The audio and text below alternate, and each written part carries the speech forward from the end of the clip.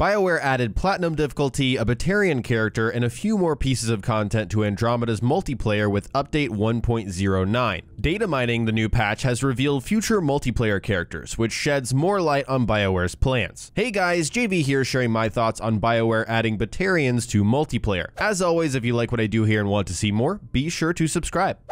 Let's start by talking about Batarians, but more specifically, one Batarian. So far, only one has been added, and that is the Batarian Scrapper. This is a playable character. So, just going through the description in the game, it's a brawler tank who locks down enemies and devastates them at melee range. This is a rare, playable character class that you have to unlock through loot boxes. It's not an enemy type or anything like that. The reason I'm clarifying is because I thought maybe Batarians would be added to the Outlaws or something like that, but that's not what is going down. This is the only Batarian that's in multiplayer right now that you will see. We also get a lore description explaining why the heck Batarians are here, and so we have the Scrapper is one of two Batarians who provided evidence against the leader of their former pirate gang. When Alliance protection services failed, the Batarians negotiated an asylum deal with the Initiative. So, this means, unless there's another surprise down the road, that we can expect a total of two Batarians. And personally, I am so glad they didn't go overboard and add 3 Batarians, but we're gonna expect 2. The second one, however, is not in here yet, so it's only one right now in multiplayer. The other one was revealed in a data mine, so we'll get to that in a second. So, to my understanding, this Batarian and his other buddy ratted out their former pirate gang leader back in the Milky Way, and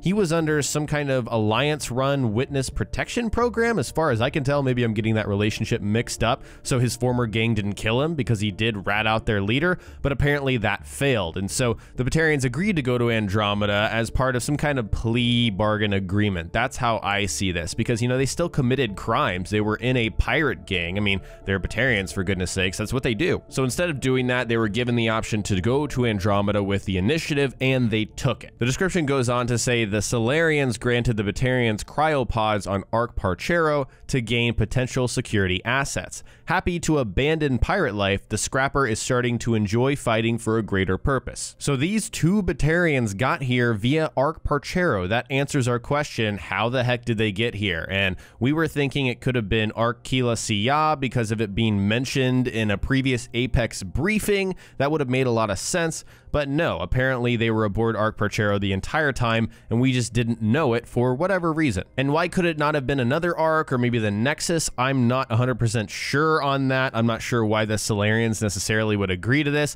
I know that we know what happened to the Asari Arc. You know, there's arcs that were shuttered and lost, you know, like the Turian Arc, just we don't even know where that thing is, right? It exploded or something really bad happened to it. So I suppose that Arc Parchero was the only option. If we had to choose an Arc with some mysterious cryopods that we didn't know about, hey, they were on Arc Parchero. The Solarians granted access to gain Batarians as security assets. So that's kind of why they allowed them to be aboard, to protect them for protection in Andromeda. So that does make sense there. And then finally, we get that quirky little line that is just hilarious to me. The Scrapper is happy to abandon pirate life and is starting to enjoy fighting for a greater purpose. He's a former ruthless criminal who decided to grow a conscience. I thought that was pretty funny. So that is pretty much all we know about the first Batarian who's available, playable right now in Andromeda's multiplayer mode.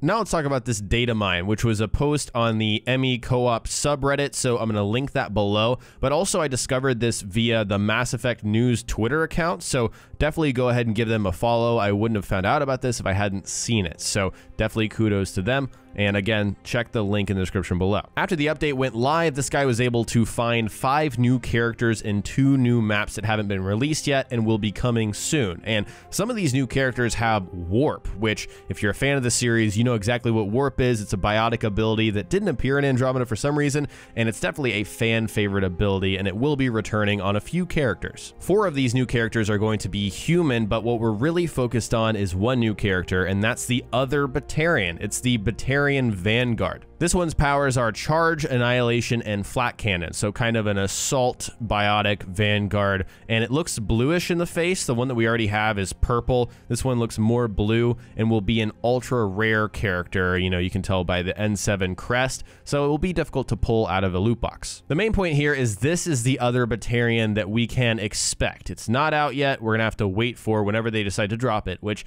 I would assume would be soon, right? That would just make sense, you know, drop both of them with with each other since they're both Batarians, the only two Batarians in Andromeda. But that is all we know right now, and I'm expecting this other Batarian character to give us more backstory when it is released. I really hope we learn more about their pirate gang or more explanation about Arc-Parchero and the Solarians accepting them, because it just seems on the surface like, oh, we just decided to throw in Batarians, this is how they got here, little semantic thing, you didn't know that there were extra cryopods on Arc-Parchero, and on and on. So we'll have to see.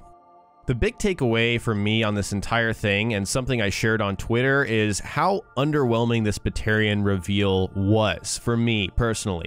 Initially, it was cool to see a Batarian, right? New race in Andromeda, you know, that's exciting stuff. When I first saw the GIF on Twitter, I was like, wow.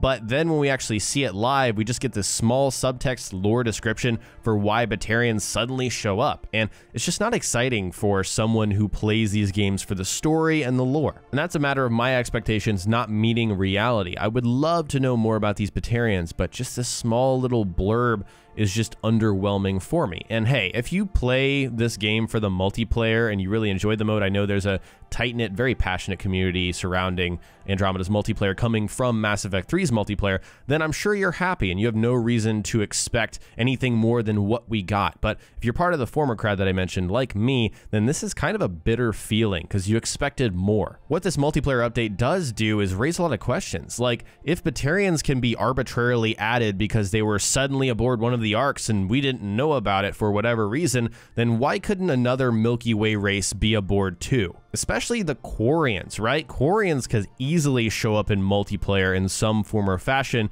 with a short explanation of what happened to the Arc Kila Sia, just like the Batarians. Of course, that would have a lot more narrative weight because we saw at the very end of the game where Ryder got a transmission from the Quarian Arc saying stay away. And so that would advance some of the lore that a lot of people are looking for, and it connects directly to the main story. Whereas the Batarians, not so much, right? It's just kind of a random anomaly, like I said, an afterthought. But think about it, if they decide to say the Quarian Arc suddenly showed up within multiplayer, then any race aboard the Quarian Arc could appear in the multiplayer mode as a character, you know? The Quarian Arc is supposedly holding Quarians, Drell, Hanar, and Volus. That rounds out the Citadel races, but what about non-Citadel races that we haven't seen yet? That would leave the Vorcha, Collectors, and Geth, and I think the two most likely to appear out of the three are going to be Vorcha and Geth. I don't see Collectors randomly appearing like that. The thing about the Geth, though, is that I think they'd have to appear with the Quarians. I don't know, their fates and their histories are kind of inseparable, so it would make sense to me. Normally, I wouldn't say we could see Vorcha, but we did have two Vorcha characters appear in Mass Effect 3's multiplayer, quite randomly, the Vorcha Soldier and the Vorcha Sentinel. And then,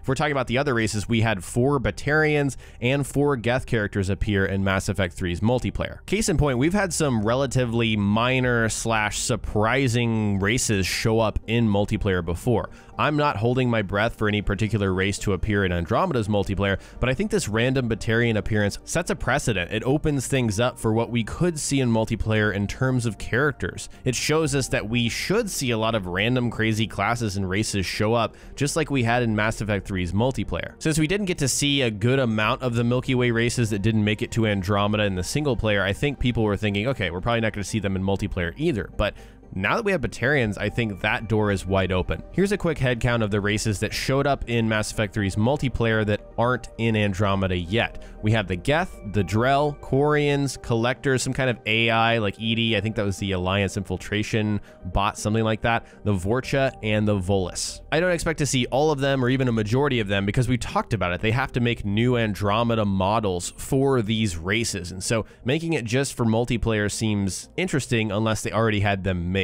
As for single player, people were hoping that the Batarians would appear because of the Quarian Arc, but that doesn't seem to be the case here, and I personally believe that we'll learn about the Quarian Arc through multiplayer, through these Apex missions and briefings, and possibly see some of the races that were supposed to be aboard, but just not yet, not right now. But if and when we do, you guys can expect me to follow up on that and show you, and also follow up when the second Batarian drops to talk about his backstory, how it connects to the first one, and maybe something there will give us more insight. Overall, I feel underwhelmed by this Batarian reveal, and with what we know, I think expectations should be set more on seeing these races in multiplayer rather than single player.